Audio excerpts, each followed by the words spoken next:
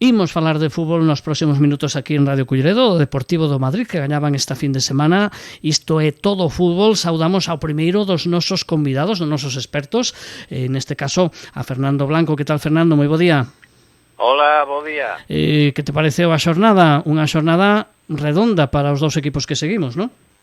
Home, penso que sí, que é un luns para estar contentos, non? Gañou o Depor, gañou o Madrid, o sea que hoxe non vai haber discusión ninguna, me parece. O sea que vai a ser un luns moi pacífico, porque isto non se dá todos os días, que as baixas que ten o Madrid e as baixas que ten o Depor de Jeremai e Mella, que gañen os dous, pues bueno, é para celebrarlo, Bueno, que te pareceu, precisamente, xa que falamos desas baixas no Depor, que te pareceu o partido en Ceuta?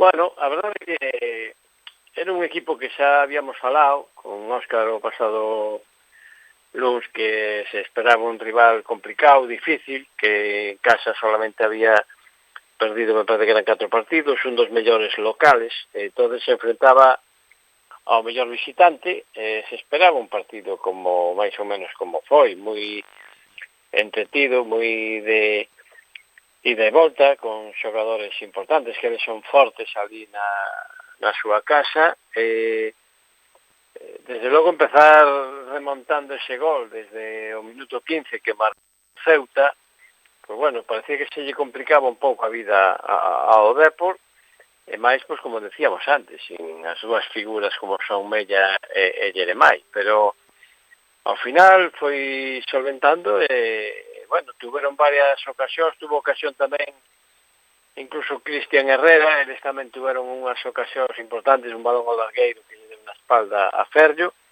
pero sin embargo, pues bueno, ese tirazo impresionante de Alti xa no desconto, pues a veces o ter esta xente de tanta experiencia moitas veces acaba inclinando a balanza hacia ese lado, ¿no? El mismo Alti había deito despois na roda de prensa que había feito varios intentos de centro, non deron resultado, e que en eses minutos finais, pues bueno, aproveitou para meter ese trallazo e conseguir o gol. Eso, ademais, con o tema de as derrotas do Castellón ou Almería, pues bueno, penso que ahora poñer aí o Depor en ascenso directo, como decía antes, é para estar contentos.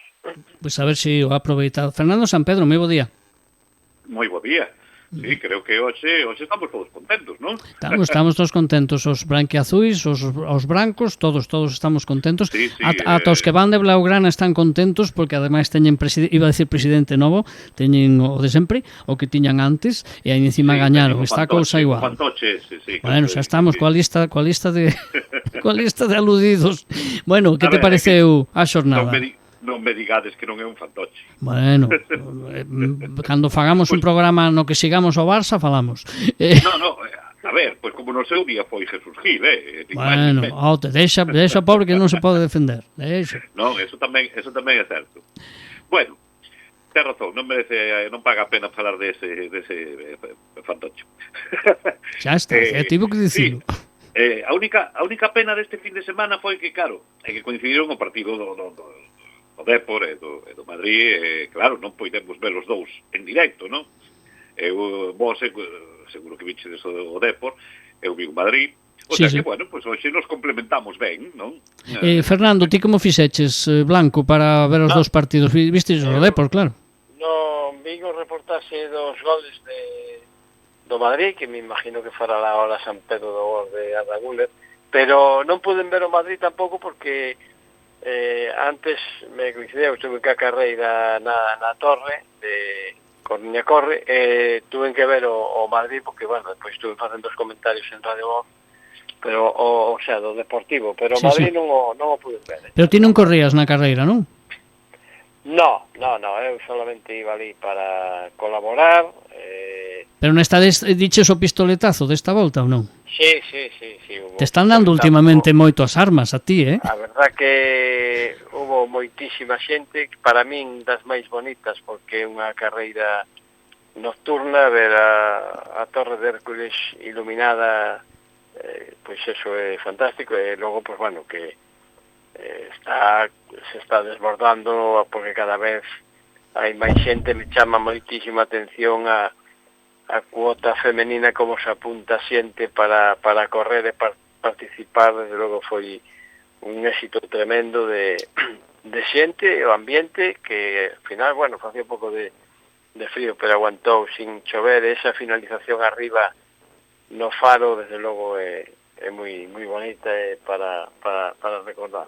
Bueno, pues evidentemente pues a parte do fútbol hai máis vida, ainda que despois temos que falar do fútbol. Ao final do programa me gustaría falar desa renuncia á candidatura do Mundial, a ver que vos parece, pero bueno, na Coruña me refiro. Pero en todo caso falamos do que foi esta fin de semana. Empezábamos falando do Deportivo e facía ese análise Fernando Blanco. Vamos, se te parece, Fernando, a deixarlle a San Pedro que analice o partido do Madrid. Que lle pareceu? Efectivamente, vas falar de Güler ou non? Home, pois creo que polo menos digno de mención. Pero non é outra cousa ese gol antolóxico, non? Pois parece ser que o máis lonxano da historia da Liga, non? Empatado aí cun de Antonio José do Numancia, que no 2004, que, bueno, un centímetro arriba, centímetro abajo, pero por aí andaban os dous. Pero parece ser que o de Güler pois é un poquinho máis lonxano, vale? Non ten importancia. Bueno, eso, cando leín eso, o primeiro que me veo a cabeza, fixadevos, que curioso é, pero entón, nunca na historia da Liga Española un porteiro non marcou un gol de portería a portería. É o primeiro que me veo a cabeza. Pois parece ser que non. Bueno, pero... Bueno, en categorías oficiales igual non. No, pode... Aquí hai pouquiño en Vilaboa, hai pouquiño, no Olímpico meteron un, No fútbol modesto se ven, Sí, xa o sei, por eso vos lo digo, que é curioso, non? Que este sexa o máis lonxano. Pero bueno, decían que non é máis que a culminación do que levábamos toda a temporada querendo ver os madridistas, home. Agora sí, tanto outro día como contra o City, como este partido contra o Elche. Eso que a primeira media hora do partido contra Elche foi así un pouco de... O Elche saliu ben plantado, pero veuse, se lle desmontou o chiringuito pasada a media hora, e xa, bueno, pues, xa despois do primeiro gol e do segundo de primeiro gol, bueno, unha volea que cazou o Rüdiger aí, cual de anteiro centro na área, empalmou unha para dentro, o segundo dun Fede Valverde que está non sei, na súa semana máxica, non? Con 5 goles en 8 días, algo impensable, algo que firmaría calquer dianteiro, non? Bueno, pois independentemente de todo eso, que o resultado é maravilloso, os dous, tanto do City como do Elche. A ver, as sensacións agora son boas. O equipo funciona, o equipo corre un pouco máis, o equipo xoga, o equipo demostra a imaginación. O outro día, pois, a lección que lle dou o arrogante de Guardiola, que se debía pensar que se iba a pasear polo... Guardiola benvido ao clube. No, pero ese non é que benvido, ese é o presidente.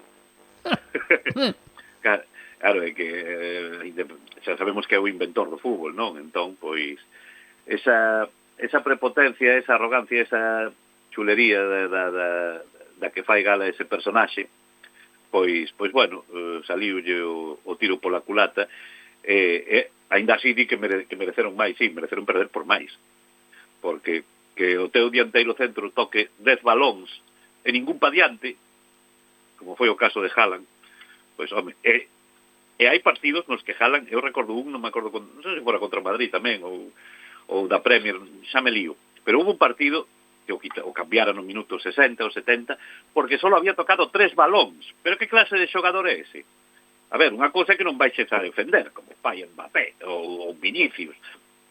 Pero, home, a ver, eu creo que un dianteiro centro, pues como Harry Kane, por exemplo, por decir outro dos top, algo máis de traballo fai que o tanqueto noruego porque que non... Mira, é que eu prefiro a Murici do Mallorca. Serio, Bueno, lo digo, pero vamos.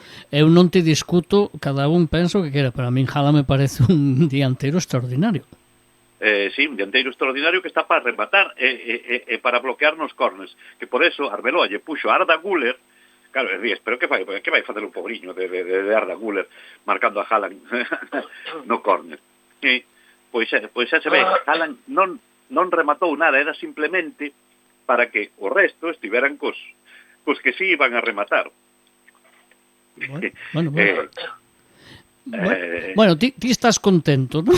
Sí, por primeira vez no que vai de tempada, pois este sí o Madrid que queremos ver. Madrid que xoga, que se involucra, mira, ademais co añadido de que canterán, están debutando que cada semana un canterano, que non serán, evidentemente, non chegarán a ser Balos de Oro como todos os que saco Barcelona, como ese lateral dereito Esparto, non sei como se chama, que debutou onte, que seguro que o fixo de maravilla e xa está por encima pero non o fixo mal, hai que decir que o partido foi moi bo, o do chaval. Seguro, de feito será Balón de Oro tamén, como todos, claro. Bueno. Despois de ser Balón de Oro querrán vender, como Alejandro Valde. Bueno. Socorro Blanco, a ver, a ti que te pareceu o partido do Madrid? Bueno, la verdad que no estuvo mal, o sea, sí que yo creo que el Elche le dio muchas facilidades, ¿no? Me hizo gracia que le hacían una pregunta al míster del Elche precisamente, porque me decía que parece ser que, yo ya no me acordaba, que el Madrid cuando jugó en casa del Elche empataron. Sí. Y entonces le dice que como aquí en el Bernabéu recibió 4 esa paliza, y si había mejorado muchísimo con Arbeloa con respecto a Xabi Alonso, ¿no? O sea que el equipo ha mejorado. No sé si para San Pedro el equipo mejoró o está igual que estaba. Porque hombre, mejoró, sí que es verdad que quería final de que sí que es verdad que le metió 4 al Elche, pero hay que tener en cuenta también que se los metió con el equipo B, porque jugó un montón de jugadores del Castilla, ¿eh? Sí. No, pero que seguramente este equipo B, por chamar de alguna maneira, con 4 ou 5 canteráns durante toda a segunda parte, máis incluso ao final, polo menos é que os rapaces serán millores ou peores, non teñen experiencia, eso está claro, pero saen a comerse o campo. De feito, se notaba así nos últimos 10-15 minutos, xa cando estaba o partido resolto, que todos, parecía que todos estaban a buscar o seu gol, non? Teñen esa fame, Fernando, San Pedro, teñen esa fame, claro, que o mellor algún das estrelas non ten agora, non? Non, claro, a ver, o único, por exemplo, por decir un punto negro do Madrid, pues está sendo Camavinga, por exemplo, pues está sendo pues do peor descentre do que non se dá recuperado. Bueno, eu sempre o defendín, pero cada día me está costando máis. Veremos a ver estes canteiráns, se teñen continuidade. Parece que Tiago Pitarche se está asentando partido a partido. Bueno, polo menos nos permitimos mirar o futuro máis inmediato con un certo optimismo, con precaución, evidentemente, porque agora esta semana, mañán a volta contra o City, que non pasar sería unha auténtica debacle, volveríamos á casilla de salida. A ver, ali se espera un partido complicado, polo menos, non? Sí, pero non, xa digo, non pasar a eliminatoria sería volver á casilla de salida. Tirar por terra todo o bo que se fixo nos últimos 10 días. Casilla de salida que sería a temporada que ven, non? Exacto, que a eso me refiro. Xa acabou esa historia. Que a Liga, home, a ver o partido do domingo contra o Atlético, outro partido complicado. Bueno, unha semana podemos decir que decisiva, non, para o Madrid. E ademais, mira, tirando do forofismo habitual, mira, polo menos pasar contra o City. Se logo non se elimina o Bayern de Múnich, non me vai doer tanto. Non me vai doer Pero tanto. polo menos o City hai que... Claro. Está falando Hooligan, eh? Sí, agora está falando Hooligan. Pero bueno, quédame con esas boísimas sensacións de que nos está dando por primeira vez no que vai de tempada, non?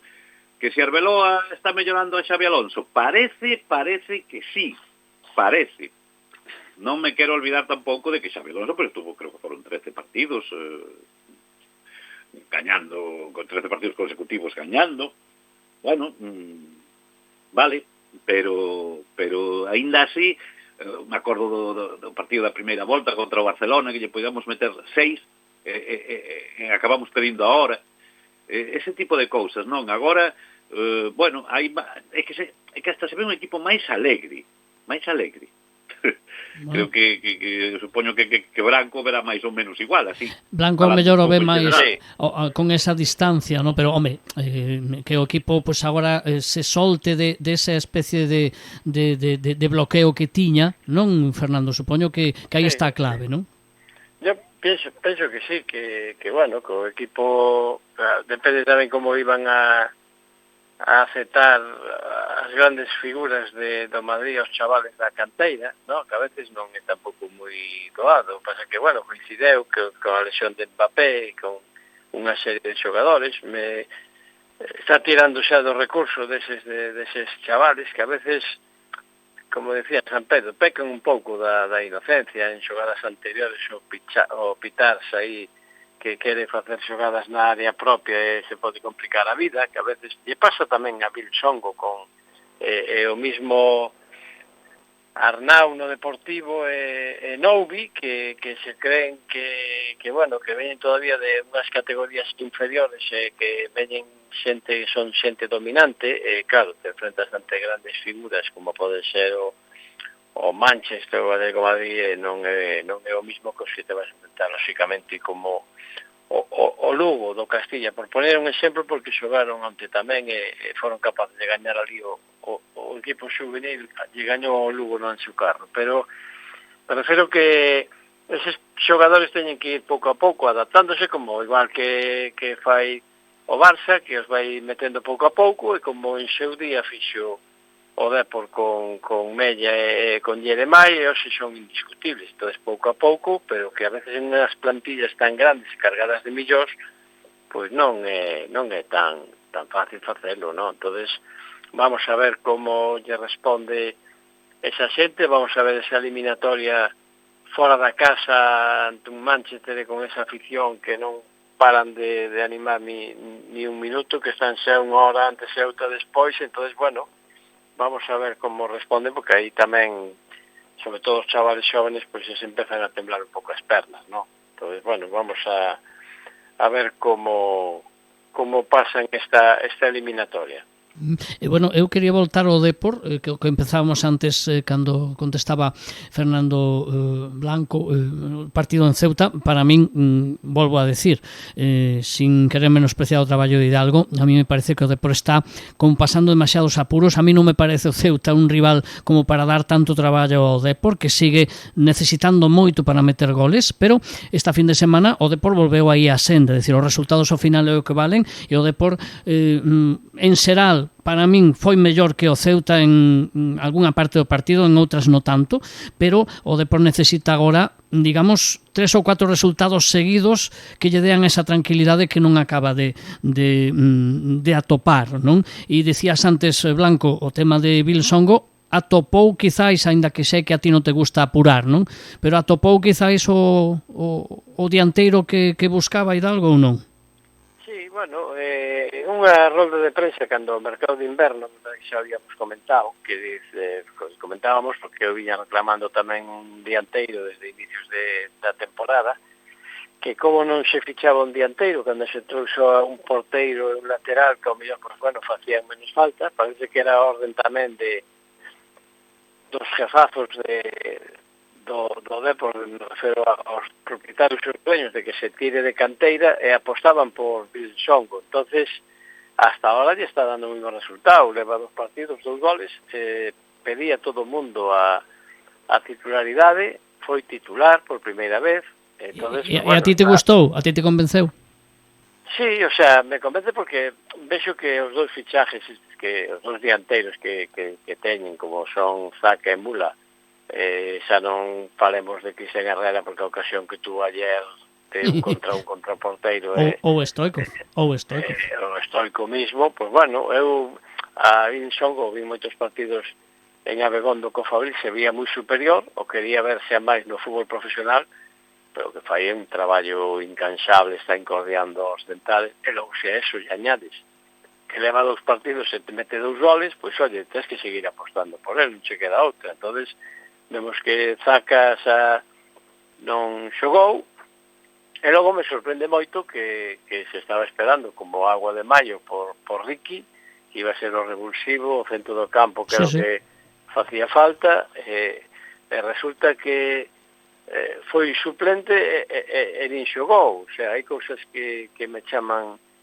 moitísimo a atención, non? En ese sentido de feito, a min, Fernando, é a primeira alineación titular que estou bastante de acordo con Hidalgo.